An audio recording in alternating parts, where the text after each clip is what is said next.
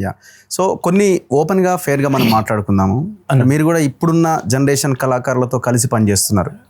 ఈ కళాకారులు ఏం చేస్తున్నారు, ఎట్లున్నారు, ఏ పరిస్థితుల్లో వీళ్ళ జీవనం ఉన్నది, గొప్పలు చెప్పొద్దు, ఓపెన్గా చెప్పాలి. వాళ్ళకి మనం కనువిప్పు కలిగేలాగా ఉండాలి.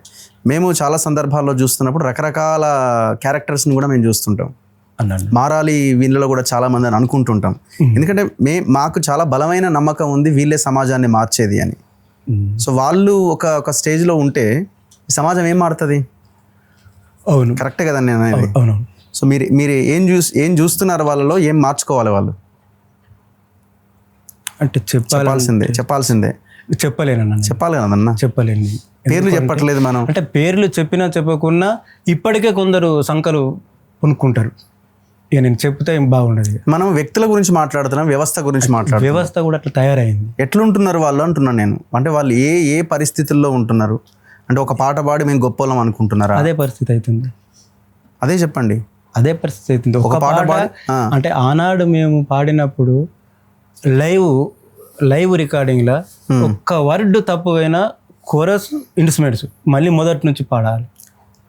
ఇప్పుడు ఏముంది, ఒక పదం పాడుతుండవచ్చు. ఆటో ట్యూన్స్ వచ్చినాయి, సిస్టమ్ చేంజ్ అయిపోయింది, టెక్నాలజీ పెరిగింది. ఈరోజు ఎవరు కానీ నువ్వు కానీ నేను కానీ మీరు కూడా వచ్చి గమ్మత్ పాట పాడచ్చు ఈరోజు, మంచి పాట. ఓకే, అంటే మీరు ఆనాడు పాట పాడేటప్పుడు ఒక పాట అంటే ఆనాడు పాడినవని ఏదో మేము గర్వంగా మేము ఫీల్ అవుతలేము. అంటే అప్పుడు ఉన్నటువంటి పరిస్థితి వేరు. ఇప్పుడు టెక్నాలజీ పరంగా వీళ్ళు పాడుతున్నారు, గొప్ప కళాకారులు, ఎవరిని కాదంటలేను. కానీ వాళ్ళు పాడిన పాటలు కూడా సమాజానికి ఉపయోగపడాలి, ప్రజలకు ఉపయోగపడాలి అని నా బాధ.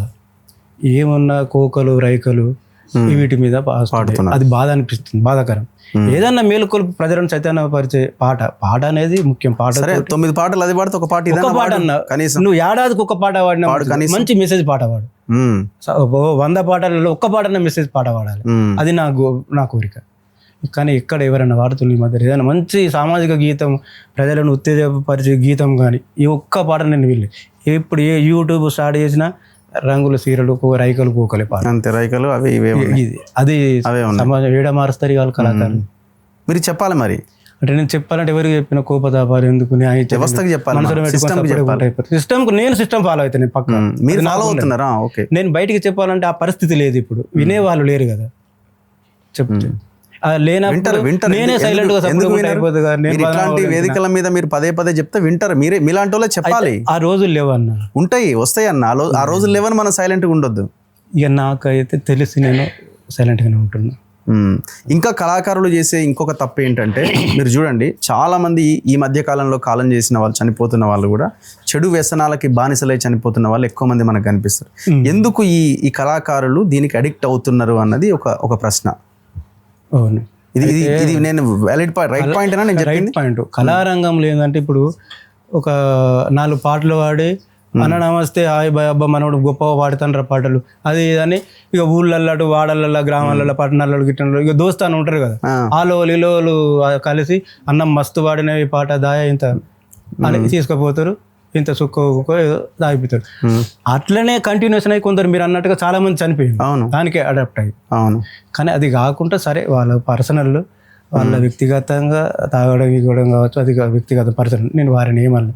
కానీ వాళ్ళు నీ చేస్తున్న క్రమం నువ్వు చేసుకుంటూ కూడా నువ్వు ఎంతో కొంత చేస్తానో కావచ్చు, తాగుతానో ఇగుతానో కావచ్చు, కానీ నువ్వు కాపాడుకోవాలి, నీ ఆరోగ్యం కాపాడుకోవాలి. 10 మందికి ఉపయోగపడేది నువ్వు, 10 పాటలు పాడటం నువ్వు, 10 మందిని మేలుకొల్పేవాని నువ్వు, కొంచెమన్నా వాళ్ళకు ఉండాలని నేను కోరుకుంటాను. నేను ఒకరోజు ఏదో ఒక మావోయిస్ట్ టాప్ లీడర్ చనిపోతే ఆ స్టేజ్ దగ్గరికి వెళ్ళిన నేను. చాలా మంది అద్భుతంగా పాటలు పాడుతున్నారు, కానీ అందరు తాగేసి ఉన్నారు. అసలు ఏం పాడుతున్నారు, ఏం మాట్లాడుతున్నారు అర్థం కాలేని సిచ్యువేషన్ నాకు అక్కడ కనిపించింది. అంటే ఇది చాలా బాధాకరం కదా. ఈ సిస్టమ్ మనం మార్చాలి కదా. ఇక మార్చాలంటే ఈ రోజులలో మార్చలేము.